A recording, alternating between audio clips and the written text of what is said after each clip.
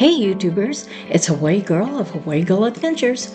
This morning we flew my drone at the Charlie Frias Park.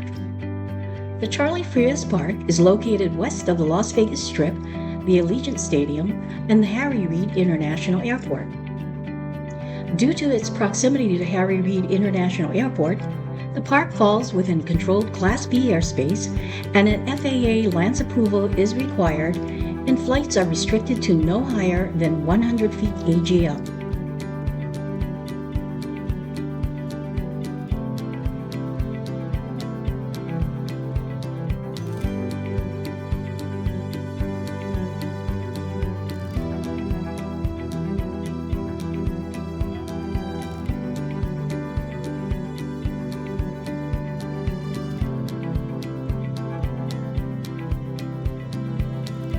The park also has several restrictions due to NRS 493.109. So before flying at the park, check out the Las Vegas and Henderson Drone Pilot website for info and photo diagrams of the park areas that are restricted.